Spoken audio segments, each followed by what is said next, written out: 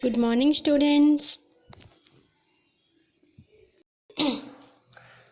सभी को शुभोदय बच्चों। कैसे हो सब?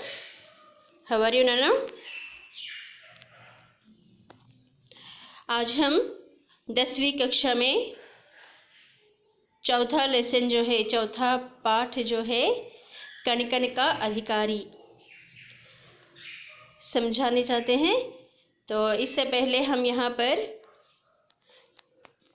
उन्मुखीकरण देखते हैं। చూడండి అన్న, మన 10th క్లాస్లో 4th లెసన్ కణక అధికారి. ఓకే, ఇది 4th లెసన్. సో కణక అధికారి ఒక కవితా పాఠం. ఈ కవితా పాఠం రచించినటువంటి కవి డాక్టర్ రామ్ధారీ సింగ్ దినకర్. కవి పేరేంటన్నా? డాక్టర్ రామ్ధారీ సింగ్ దినకర్. సో అంతగా ఇది ఆయన కోసం తెలుసుకునే ముందు మనం ఇక్కడ ఫస్ట్ ఉన్ముఖీకరణ ఏంటనేటువంటిది చూద్దాం.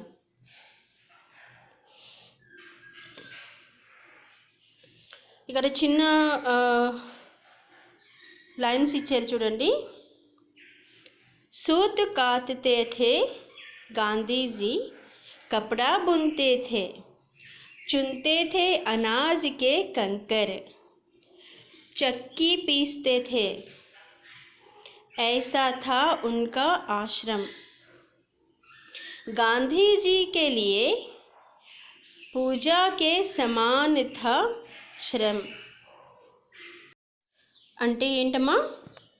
సూత్ కాత్నా అంటే బట్టలు నేయడం, అల్లడం. ఇక్కడ చూసారా గాంధీ గారు చేసినటువంటి పని. సూత్ కాత్నా, కపడే బున్న బట్టలు అల్లడం, దారప్రోగులు తయారు చేస్తూ బట్టలు అల్లడం, బట్టలు నేయడం. అనాజ్ కే కంకర్, అనాజ్ కే కంకర్ అంటే ఏంటి? అనాజ్ అంటే ధాన్యంలో ఉండేటువంటి కంకర్ అంటే రాళ్ళు కూడా ఏరుతూ ఉండేవాళ్ళంట ఆయన. అలాగే చక్కీ పీస్తే థే, చక్కీ అంటే తెలుసు కదా మనకి, తిరగలి. చూసారా, ఇది కూడా ఆయన తిప్పేవాళ్ళంట. ఎక్కడ? ఆయన ఆశ్రమంలో. సో గాంధీజీకే లియే పూజాకే సమాన్ థా శ్రమ్ అంటే మహాత్మా గాంధీ గారి దృష్టిలో శ్రమ అనేటువంటిది పూజతో సమానంగా, అంటే భగవంతునికి చేసే పూజతో సమానంగా ఆయన భావించేవారట. అందుకే అంత శ్రమించేవారట. ఆయన ఎప్పుడూ కూడా కష్టపడడానికే ఇష్టపడేవాళ్ళంట. అక్కడ క్వశ్చన్స్ ఇచ్చారు చూడండి అన్న. గాంధీజీ క్యా క్యా కర్తే థే, గాంధీ గారు ఏంటేంటి చేసేవాళ్ళు?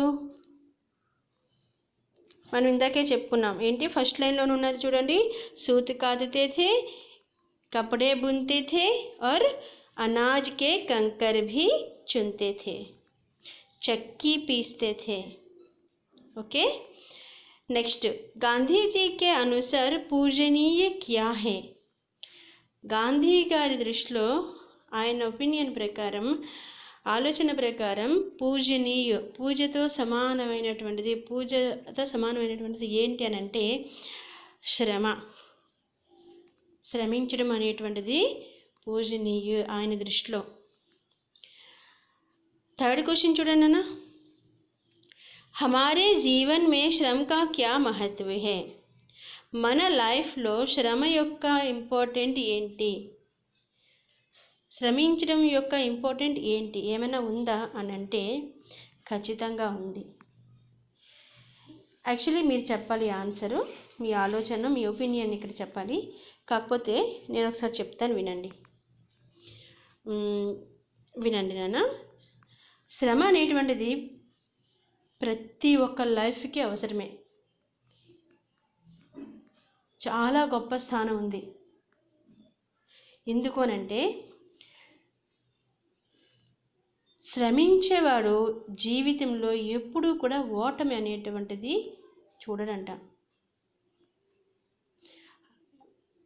హార్డ్ వర్క్ చేస్తే ఏదైనా సరే హార్డ్ వర్క్ చేస్తే మనం ఏదైనా సాధించాలి అని అనుకుంటే కాళ్ళు ముడుచుకొని కూర్చుంటే ఏది మన దగ్గరికి వస్తుందా అంటే ఏది రాదు. అందుకే చెప్తున్నారు, శ్రమించేటువంటి వాడు లైఫ్లో ఏదైనా సరే సాధించగలరు.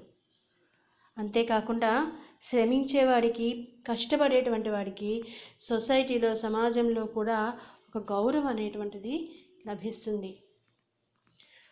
పోరంబోకులాగా కూర్చొని ఇంటికి తనకి తానే భారంగా బ్రతికేటువంటి వాళ్ళకి ఎవరైనా సరే చూసి ఇది ఎక్కడ వారు బాబు, ఎందుకు ఉపయోగం లేని మనుషులు అనుకొని చెదిరించుకుంటారే తప్ప ఎవ్వరూ రెస్పెక్ట్ ఇవ్వరు. కష్టాన్ని నమ్ముకొని బ్రతికేటువంటి వాడు ఎవరిపైనా డిపెండ్ అవ్వకుండా కష్టాన్ని నమ్ముకునేటువంటి బ్రతికేటువంటి వాడికి ప్రతి ఒక్కరు కూడా సొసైటీ చాలా రెస్పెక్ట్ ఇస్తుంది. అంతేకాకుండా ఎంత కష్టమైన పనైనా సరే ఎలాగైనా సాధించాలి అనేటువంటి పట్టుదల ఉండి హార్డ్ వర్క్ చేస్తే ఖచ్చితంగా ఎంత డిఫికల్ట్ అయినా సరే, ఎంత ఇబ్బంది అయినా సరే అది సాధించి తీరుతారు. ఆ గోల్ అనేటువంటిది రీచ్ అవ్వగలరు. ఎవరనంటే హార్డ్ వర్క్ చేసేటువంటి వాళ్ళే. ఈజీ అవుతుంది హార్డ్ వర్క్ చేయడం వల్ల. అందుకే అంటారు కష్టే ఫలే అని, అంటే కష్టపడాలి, ఫలితం పొందాలి. కష్టపడకుండా ఫలితం రావాలి అని అంటే ఖచ్చితంగా అది జరగనటువంటి పని. మనమంతా ఆకలేస్తుందని చెప్పేసి 12 o'clock కల్లా మనకు ఆకలేస్తుందని చెప్పేసి అప్పటి వరకు మటం వేసుకొని కూర్చుంటే 12 కల్లా భోజనం వచ్చేస్తుంది అంటే వచ్చేస్తుందండి? రాదే.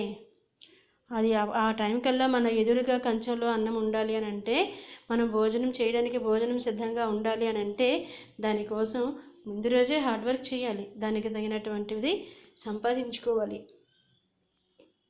అన్నీ తెచ్చుకుని ఇంట్లో పెట్టుకున్నంత మాత్రాన కూడా వచ్చి కంచంలో అయిపోదు.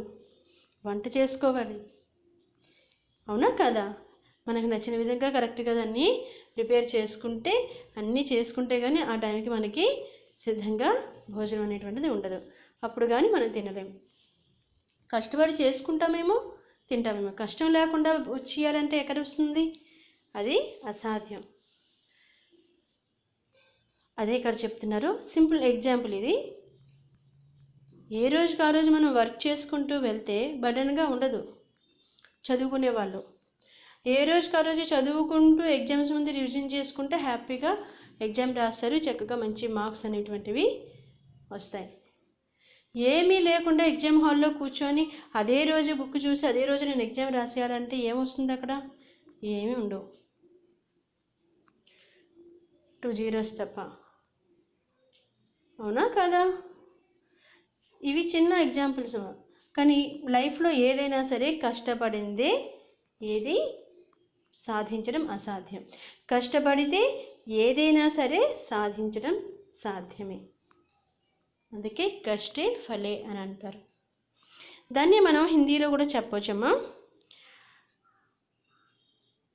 హమారే జీవన్ మే శ్రమ కా బడా మహత్వ హే. అంటే మన లైఫ్లో శ్రమకి చాలా ఇంపార్టెంట్ ఉంది. పరిశ్రమ కర్నే వాలే జీవన్ మే కభీ నహీ హార్ సక్తే.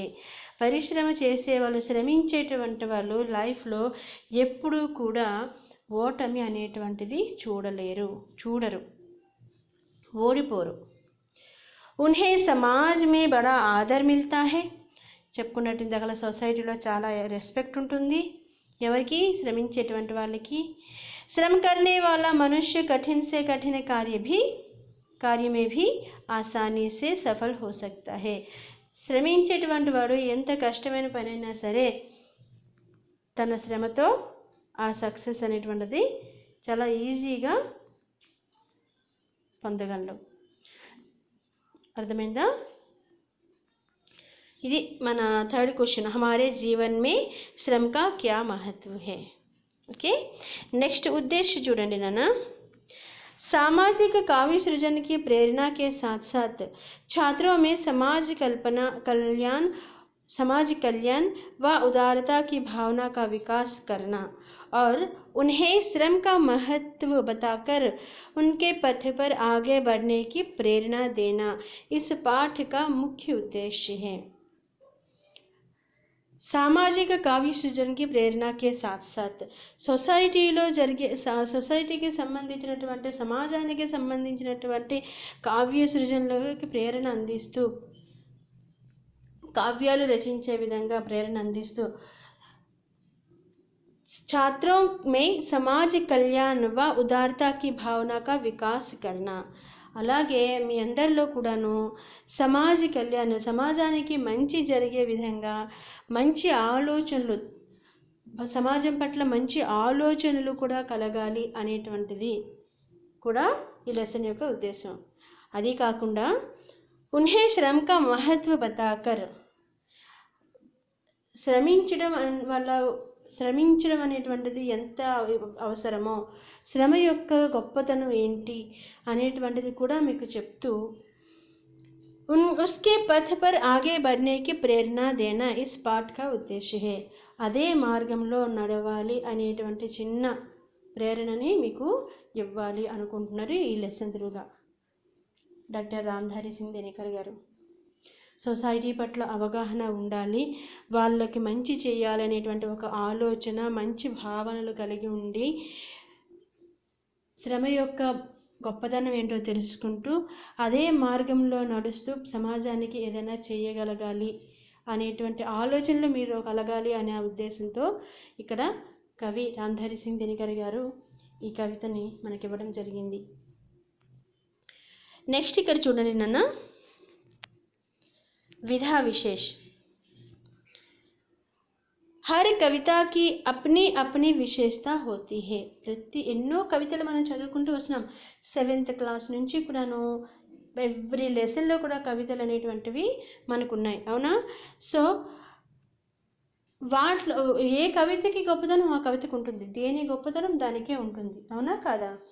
అలాగే ఇక్కడ అదే చెప్తున్నారు, హరి కవితకి అప్ని అప్ని విశేషత హోతీ హే. ప్రతి ఒక్క కవిత కూడా తన గొప్పతనం అంటూ ఉంటుంది, ఏదో ప్రత్యేకత అనేటువంటిది ఉంటుంది. రాసే విధానంలో కానీ వర్డ్స్ యూజ్ చేయడం కానీ మీనింగ్ కానీ ఏదైనా సరే. इसकी विशेषता ओजपूर्ण व प्रेरणाप्रद भाषा है. ఇందులోన ఇది ఈ పద్యంలోనే ఉపయోగించేటువంటి లాంగ్వేజ్ ఏదైతే ఉందో ఓజపూర్ణ, అది ఒక లాంగ్వేజ్ అనమాట. చాలా సింపుల్ లాంగ్వేజ్ చెప్పొచ్చు. మనకి వాడుకలో వచ్చేటువంటి వర్డ్స్ ఏవైతే ఉంటాయో మనకి అర్థమైపోతూ ఉంటాయి అన్నమాట, అంత ఈజీగా ఉంటుంది ఓజపూర్ణ అనేటువంటిది. ఆర్ ప్రేరణాప్రద, ఎదుటి వాళ్ళకి ప్రేరేపించే విధంగా మోటివేట్ చేసే విధంగా కూడా ఉంటుందంటే ఈ భాష, ఈ లాంగ్వేజ్. అంటే మనకి చదవగానే మనకి ఎంతో కొంత అవగాహన కలిగితే తెలిసినట్టుగా ఉంటేనే మనం మళ్ళీ చదవడానికి ట్రై చేస్తాం. అస్సలే ఏమీ అర్థం కాని పరిస్థితిలో ఉన్నదనుకోండి అసలు దాని వైపే చూడం, అవునా కదా? సో అందుకే ఓజపూర్ణ ఆర్ ప్రేరణాప్రద భాష, చదవాలి అనేటువంటి ఇంట్రెస్ట్ కలిగే విధంగా ఉండేటువంటి లాంగ్వేజ్. इसके कवि डॉक्टर रामधारी सिंह दिनकर जी है. సో ఈ కవితని రచించినటువంటి కవి డాక్టర్ రామ్ధారీ సింహ్ దినకర్. इनकी प्रसिद्ध रचना कुरुक्षेत्र से यह कविता ली गई है. సో ఇప్పుడు మనకి ఇచ్చినటువంటి ఈ కవిత ఏదైతే ఉందో కనకనక అధికారి దీన్ని కురుక్షేత్ర అనేటువంటి కవిత నుంచి, కురుక్షేత్ర అనేటువంటి రచన నుంచి, గ్రంథం నుంచి తీసుకొని మనకి ఈ పద్యం అనేటువంటిది ఇవ్వడం జరిగింది. కురుక్షేత్ర అంటే కురుక్షేత్ర యుద్ధం అనేటువంటిది మనకి జరిగిందనే విషయం తెలుసు కదా. మహాభారత యుద్ధం జరిగింది కదా, కౌరవులు పాండవులు మధ్య రాజ్యాధికారం కోసం, ధర్మాన్ని స్థాపించడం కోసం ఇద్దరి మధ్య జరిగేటువంటి యుద్ధం ఏదైతే ఉందో ఆ యుద్ధంలో తెలుసు కదా మీకు, కౌరవులు పాండవులు ఐడియా ఉంది కదా నాన్న? యా, కౌరవులు అంటే 100 మంది, అవునా? పాండవులు 5. మనకి పాండవుల కోసం మనం ఎప్పుడు చెప్పుకున్నాం, యక్ష ప్రశ్న లాస్ట్ ఇయర్ చదువుకున్నాం, గుర్తుంది? ఐడియా ఉందా? పాండవులు వెళ్తారు, వెళ్ళి దాహం తీర్చుకోవడానికి వెళ్తే ఒకరుగా యక్షుడు అడిగినటువంటి క్వశ్చన్స్కి ఆన్సర్ చెప్పలేక పడిపోతూ ఉంటారు, ఐడియా ఉంది కదా? యా, ధర్మరాజు, ఆయన యుధిష్ఠిరుడు అని కూడా అంటారు. అలాగే భీముడు, అర్జునుడు, నకులు, సహదేవులు. ఓకే, ఈ 5 పాండవులు. పాండవులకి కౌరవులకి జరిగినటువంటి యుద్ధంలో ఎన్నో రోజులు యుద్ధం జరిగినప్పుడు ప్రతిరోజు జరిగేటువంటి యుద్ధంలో సైనికులు ఎంతోమంది చనిపోతుంటారు, అవునా? చాలామంది చనిపోయేటువంటి పరిస్థితి ఆ యుద్ధ భూమిలో. అలాగా చూసినటువంటి ధర్మరాజు యుధిష్ఠిరుడు మైదానం మీద పడి ఉండేటువంటి వాళ్ళందరూ కూడాను చనిపోయి రక్తంతో కాళ్ళు లేకుండా, చేతులు లేకుండా, శరీరంలో ఉండేటువంటి అవయవాలు ఒకదానికొకటి పార్ట్స్ అన్ని డివైడ్ అయిపోయి కింద పడి ఉండే చనిపోయి రక్త పడుగుల్లో వాళ్ళందరినీ చూసి ఇక్కడ ధర్మరాజు యొక్క మనసు చలించిపోయింది. అయ్యో, ఇంతమంది ఈ యుద్ధ భూమిలో కనిపించేటి వాళ్ళందరూ కూడా నా వాళ్ళే, నా రక్త సంబంధికులే, అవునా కాదా? నా అన్నదమ్ములే, ఏదో ఒక బంధం కలిగినటువంటి వాళ్ళు వీళ్ళందరూ కూడాను. ఇంతమందిని దాటుకొని ఇంతమందిని చంపి నేను ఎక్కడికి వెళ్ళాలనుకుంటున్నాను? సింహాసనాన్ని అధిష్ఠించడానికా? రాజ్యాధికారాన్ని పొందడానికా? ఇంతమంది రక్తపు మడుగుల్లో నడుచుకుంటూ వెళ్ళు నేను ఆ రాజ్యాధికారాన్ని పొందాలా? ఆ సింహాసనం పైన కూర్చోవాలా? ఇది నాకు అవసరమా అంటూ ఒకసారిగా మనసు చలించిపోయి వెళ్ళి భీష్మ పితామహుడు పాండవులకి కౌరవులకి కూడాను ఆయన దగ్గరికి, ఆయన పెద్ద వీళ్ళకి వాళ్ళకి అందరికీ కూడాను ఆయన దగ్గరికి వెళ్ళి తన బాధని చెప్పుకుంటూ, ఇక నేను ఈ యుద్ధం చేయలేను, నాకు ఏ రాజ్యాధికారము వద్దు, నేను అడవులకి వెళ్ళిపోతాను, నాకు ఇటువంటి రాజ్యాధికారం వద్దు అంటూ భీష్మ పితామహుడిని చెప్పి విన్నవించుకుంటారు. అప్పుడు భీష్మ పితామహుడు చూసారా ఇక్కడ, భీష్మ పితామహుడు బాణాల శయ్యపైన, సరసయ్య అంటారు, బాణాల శయ్యపైన ఒంటి నిండా కూడా బాణాలు అనేటువంటివి సంధిస్తాడు అర్జునుడు. అయినా సరే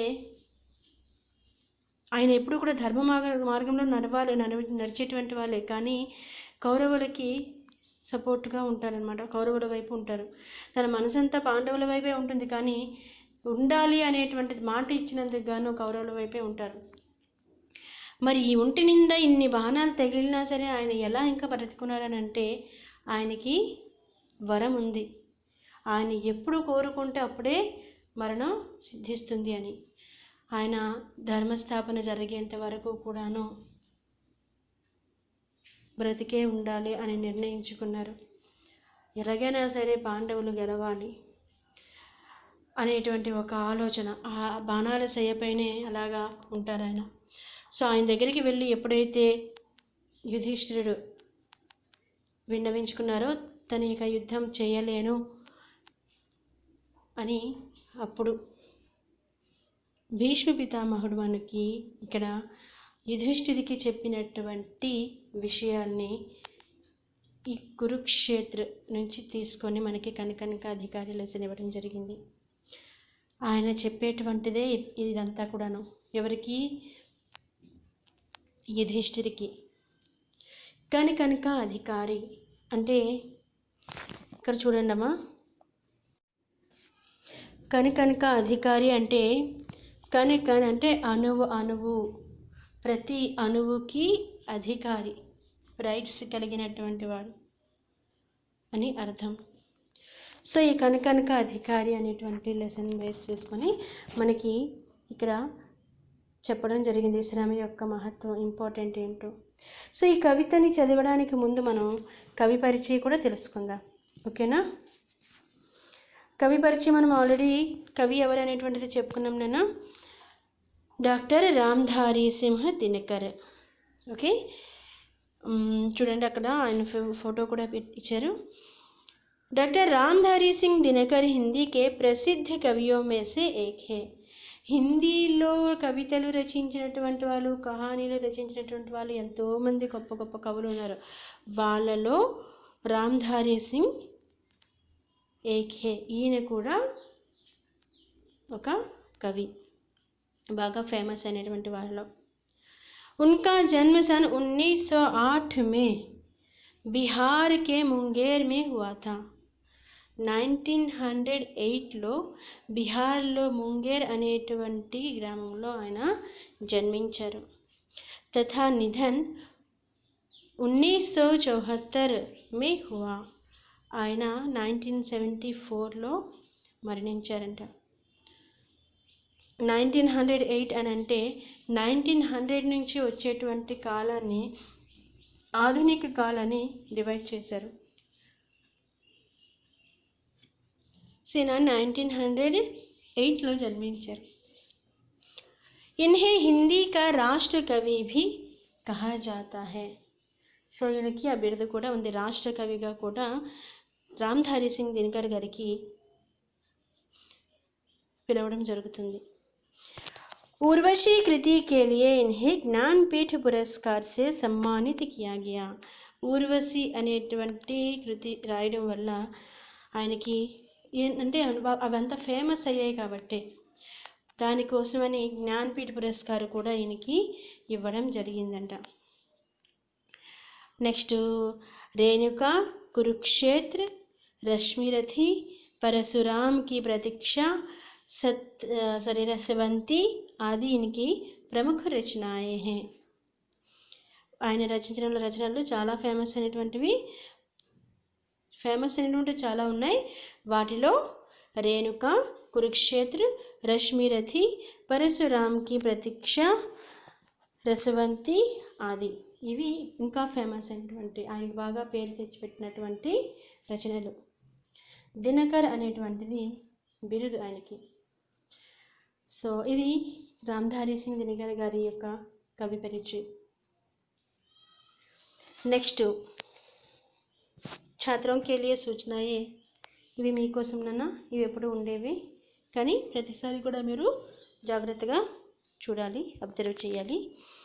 छात्रों के लिए सूचनाएं. विषय प्रवेश ध्यान से पढ़िए, पाठ्य विषय समझिए. సో విషయ ప్రవేశ నెక్స్ట్ మనకు వస్తుంది. విషయ ప్రవేశ నెక్స్ట్ పేజ్లో అది చదివి పాఠ్య విషయ సమझिए, అసలు లెసన్లో ఏ ఉండొచ్చా అనేటువంటిది కాస్త అర్థం చేసుకునే ప్రయత్నం చేయాలి. सेकंड पॉइंट, पाठ ध्यान से पढ़िए. जिस शब्द का अर्थ समझ में नहीं आता उसके नीचे रेखा खींचिए. సో లెసన్ అనేటువంటి చాలా మైండ్ పెట్టి కాస్త చదవండి, కాన్సన్ట్రేషన్ చేయండి. అలాగే అర్థ సమझिए, మీనింగ్స్ ఏవైతే ఉన్నాయో అవి తెలుసుకునే ప్రయత్నం చేయండి. और उसके नीचे రేఖా खींची, అండర్లైన్ చేసుకోవాలి ఏవైతే మనకి తెలియనటువంటి ఉంటాయో. రేఖాంకిత శబ్దం కే అర్థ శబ్దకోశ మే ఢూంढिए. అండర్లైన్ చేసేటువంటి వర్డ్స్ శబ్దకోశ డిక్షనరీలో వెతకాలి. समझ में ना आने वाले अंश हो तो छात्र समूहों में या अध्यापक से चर्चा कीजिए. समझ में ना आने वाले अंश అర్థం కానిటువంటి పాయింట్స్ ఏమైనా ఉంటే ఛాత్ర సమూహమే అంటే గ్రూప్ డిస్కషన్, మీ ఫ్రెండ్స్ అందరూ కూడా గ్రూప్ డిస్కషన్ చేసుకోవాలి. యా అధ్యాపక్ సే చర్చా కరే, టీచర్తో అయినా డిస్కస్ చేసుకోవాలి. ఎనీహో ఏదైనా సరే ఫైనల్గా దీనికి ఇది ఇవ్వడానికి రీజన్ ఏంటి అంటే డౌట్స్ మనం ఎప్పుడు కూడా మైండ్లో పెట్టుకోకూడదు. ఓకేనా. నెక్స్ట్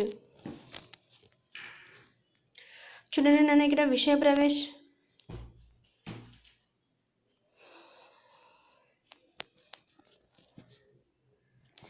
విషయ ప్రవేశ్ ఏదైతే ఉందో చూడండి. మెహనత్ హీ సఫలతాకి కుంజీ హే. కుంజీ అంటే కీ, తాళం చెవి అంటే ఏంటి? మనం ఒక రూమ్లోకి మన హౌస్ ఓపెన్ చేయాలి, డోర్ ఓపెన్ చేయాలి, లాక్ చేసినటువంటి డోర్ ఓపెన్ చేయాలంటే వాళ్ళు ఏం చేయాలి? ఆ లాక్ తీయాలి. అంటే తాళం చెవి ఉంటేనే కదా తాళం తీస్తాము, కీ ఉంటేనే కదా లాక్ తీస్తాము, తీస్తేనే మనం లోపలికి వెళ్ళగలం. అలాగే ఇక్కడ మెహనత్ హీ సఫలతాకి కుంజీ హే, ఒక సక్సెస్ అనేటువంటి ఒక లాక్ మనం కీ అంటే లాక్ మనం తీయాలి అని అంటే దానికి కావలసినటువంటి కీ ఏంటంట? మెహనత్, హార్డ్ వర్క్. మెహనత్ కర్నే వాలా వ్యక్తి కభీ నహీ హారతా. మెహనత్, హార్డ్ వర్క్ చేసేటువంటి వ్యక్తి ఎవరైనా కావచ్చు, కభీ నహీ హారతా, ఎప్పుడు కూడా ఓడిపోరు. వహ హమేషా సఫల్ హోతా హే, ప్రతిసారి ఎప్పుడు కూడా తను సక్సెస్ అవుతారు. ఎవరు? హార్డ్ వర్క్ చేసేటువంటి వాళ్ళ కోసం చెప్తున్నారు, ఊరికనే కూర్చేటువంటి వాళ్ళు కాదు. ఓకే. క్యూంకి काल्पनिक जगत को साकार रूप देने वाला वही है. కాల్పనిక జగత్, ఊహ అనేటువంటి దానికి ఒక రూపం ఇచ్చేటువంటి వాడు. మనం ఆలోచనల వరకే పరిమితం అవుతాం. కొంతమంది ఉంటారు, ఏదో చెయ్యాలి అని ఊహల్లో ఆలోచనలు ఉంటూ ఉంటాయి, ఆలోచనలు ఏవేవో ఉంటాయి ఆలోచనలు మైండ్లో. కానీ దానికి సాకార రూపం అంటే దాన్ని, ఆ ఆలోచనని యాజిటీస్గా చేసేటువంటి వాడు ఎవరు అనంటే, ఒక రూపాన్ని ఇచ్చేటువంటి వాడు ఎవరు అనంటే శ్రమించేటువంటి వాడే. इसके कन कन में के छिपे सॉरी इसके कन कन के पीछे उसी का श्रम है. సో ఒక సక్సెస్ అనేటువంటిది ఏదైనా ఉంది అని అంటే దాని వెనకాల ఒక వస్తువు. ఫర్ ఎగ్జాంపుల్, ఇప్పుడు మనం ఇది వరకు మనకి నేచర్ పైన డిపెండ్ అయ్యేవాళ్ళు, ఫ్యాన్స్ ఉండేవి కాదు, అవునా? అది కనిపెట్టేటువంటి పర్సన్ ఎవరు?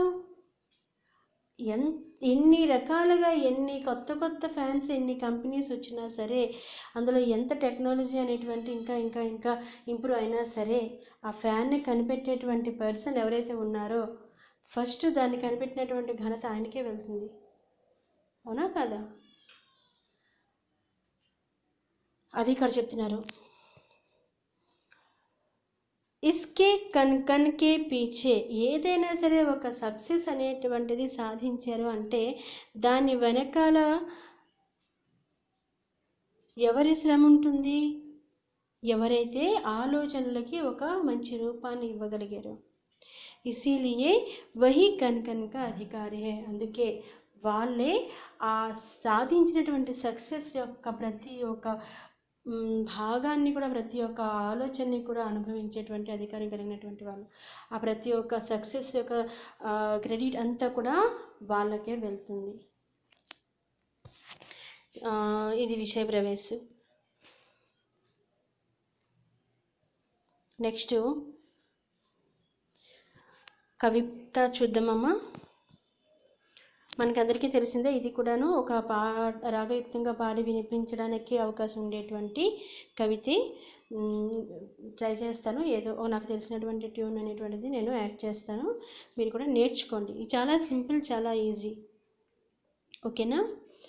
చూడండి అక్కడ, एक मन जो संचित करता है अर्थ पाप के बल से, और भोगता उसे दूसरा भाग्यवाद के छल से.